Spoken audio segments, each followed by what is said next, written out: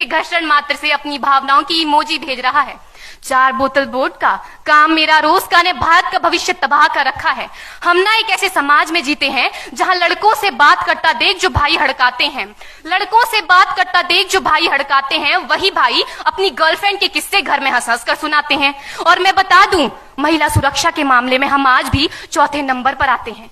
हम ना एक ऐसे समाज में जीते हैं जहां पत्थर की मूरत को लगते हैं 56 भोग और भूखे नंगे तड़पते सो जाते हैं लोग, भूखे नंगे तड़पते सो जाते हैं लोग। मजदूर को मजदूर समझिए, मजबूर नहीं। गरीब को काम दीजिए, दान नहीं। और अगर दान देने के इच्छुक हैं तो जीते जी रक्तदान दीजिए और मरने के बाद अंग दान देकर किसी मरते हुए को जीवन दान दीजिए। यही सच्ची देशभक्ति और यही सच्चा राष्ट्र प्रेम है।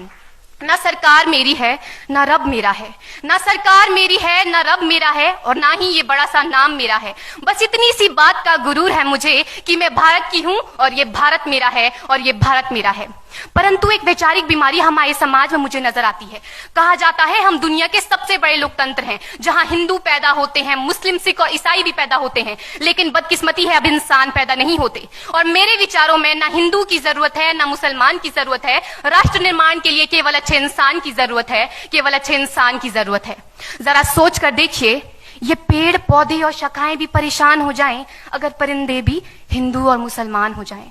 एक शैक्षणिक बीमारी भी हमारे समाज में मुझे नजर आती है, और बड़े ही आश्चर्य की बात है जिस देश ने पूरी दुनिया को तक्षशिला और नालंदा देकर के विश्वविद्यालय शिक्षा की बुनियाद रखी, आज विश्व के 100 सर्वश्रेष्ठ विश्वविद्यालयों में हमारा एक भी विश्वविद्यालय खड़ा नहीं हो पाता। जहां एक और हमारे पास IIT, IIM और NIT जैसे शिक्षण संस्थान हैं, तो वहीं दूसरी ओर इस देश के गरीबों को बेरोजगारी की जमात में खड़ा करने के लिए उनके हाथ में सर्व शिक्षा अभियान का झुंझुना पकड़ा दिया जाता है।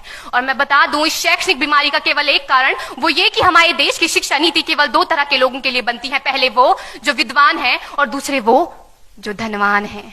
इसी तरह की कई गजब की बीमारियां हैं, और इन बीमारियों की जो जड़ है ना, वो हमारा अंधविश्वास। और मेरे विचारों में जब तक इस देश का युवा अपनी सफलता के लिए मंदिरों में जा जाकर नारियल फोड़ फोड़ कर भगवान को रिश्वत लगाता रहेगा, हमारे समाज का शिक्षित वर्ग ही बिल्ली के रास्ता काटने पर खड़े हो जाना, अपने धर्म अपनी जाति को ऊंचा मानकर दूसरों के धर्म की अवहेलना करता रहेगा, तब तक ना तो इस देश से अंधविश्वास खत्म होगा और ना ही हमारा राष्ट्र निर्माण संभव होगा। हमारी संस्कृति, हमारी सभ्यता को दुनिया ने शीश नवाया है, तो क्यों आस्था के नाम पर हमने अंधविश्वास फैलाया है?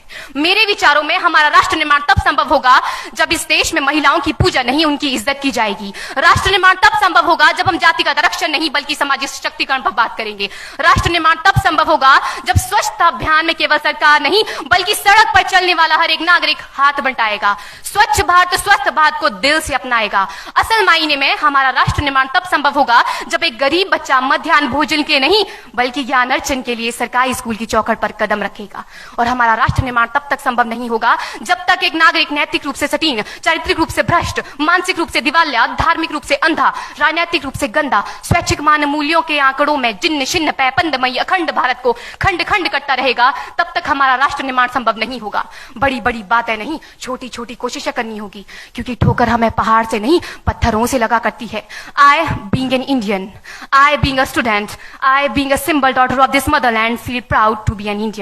और मैं सैल्यूट करना चाहूंगी सरहद पर दिन रात हमारी रक्षा के लिए खड़े हर उस जवान को, इस देश की पुलिस, प्रशासन और किसान को, और इस देश के हर उस व्यक्ति को जो अपना काम पूरी ईमानदारी, पूरी मेहनत और पूरी लगन से करते हैं, जिनके बिना राष्ट्र निर्माण की कल्पना करना भी असंभव सा लगता है। और आज इस मंच पर पूरी जिम्मेदारी के साथ मैं भारत की बेटी ये कहती हूं कि हमारा राष्ट्र निर्माण तब संभव होगा जब हम सभी, मैं, आप, हम सब मिलकर प्रयास करेंगे, क्योंकि हमारे देश की जिम्मेदारी नहीं है हमें आगे ले जाने की, हमारी जिम्मेदारी है अपने देश को आगे ले जाने की, अपने राष्ट्र को आगे ले जाने की, अपने वतन को आगे ले जाने की। तो अंत में मैं बस यही कहना चाहूंगी, मेरा हिंदुस्तान महान था, महान है, महान रहेगा। मेरा हिंदुस्तान महान था, महान है, महान रहेगा। होगा हौसला सबके दिलों में बुलंद तो एक दिन पाकिस्तान भी जय हिंद कहेगा। पाकिस्तान ही क्यों, सारा जहान जय हिंद कहेगा, क्योंकि सारे जहां से अच्छा हिंदुस्तान हमारा, सारे जहां से अच्छा हिंदुस्तान हमारा, हम बुलबुलें हैं इसकी, ये गुलिस्तान हमारा, ये गुलिस्तान हमारा। जय हिंद, वंदे मातरम।